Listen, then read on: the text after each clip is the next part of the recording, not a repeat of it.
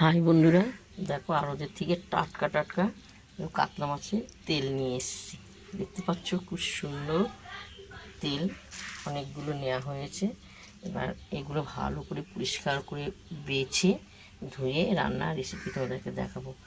তেল সবাই প্রচণ্ড সবাই ভালোবাসে, কেমন? এখন আমি ভালো করে ধোবো, পরিষ্কার করে তোমাদের রান্নার রেসিপিটা দেখাবো। হাই বন্ধুরা, আমি তোমাদেরকে যে মাছের তেল দেখিয়েছি, দেখো মাছের তেল আমি পরিষ্কার করে ধুয়ে রেখেছি, কেমন? এখন আমি তোমাদের রান্নার রেসিপিটা দেখাবো। কারণ আমি এখানে পেঁয়াজ কুচি, লঙ্কা চিড়ে দিয়েছি, এই যে এটা হলো রসুন। তো আমি এরপর তেলটা গরম হয়ে যাচ্ছে, আমি অল্প তেল দিয়েছি কারণ তেল বেরিয়ে যাবে। তেলটা ছেড়ে দিলাম, পেঁয়াজটা তেলের উপর ছেড়ে দেওয়া হবে। ভালো করে ভাজো তো পেঁয়াজটা দেবে। স্বাদ মতো নুন আর হলুদ পেঁয়াজে দিয়ে দেওয়া হলো, কেমন?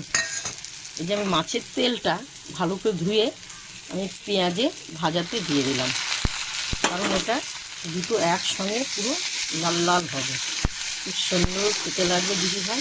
যারা জানে তাদের বলতেই হবে না। আর বেগুন আলু নানা রকমের সবজি দিয়ে করলেও খুবই ভালো লাগে, আর বড়া করলে বেসন দিয়ে আরও ভালো লাগে, কেমন? এটা হোক। দেখো খুব সুন্দর তেল বেরিয়ে গেছে, লাল লাল ভাজা ভাজা হয়ে গেছে। এরপর আমি নামাবো, কেমন? গরম ভাতে অপূর্ব খেতে লাগবে। এই কত সুন্দর লাগবে খেতে, জানো দিদি ভাইরা? তোমরা তো জানোই। প্রথম থেকে লাস্ট তোমাদেরকে মাছের তেল দেখালাম, রেসিপিটা দেখতে পেয়েছো? খুব সুন্দর হয়েছে, লাল লাল ভাজা, অসাধারণ। তোমাদের যদি ভালো লাগে আমাকে লাইক দিও, শেয়ার করো, কমেন্ট করে জানাবে, কেমন?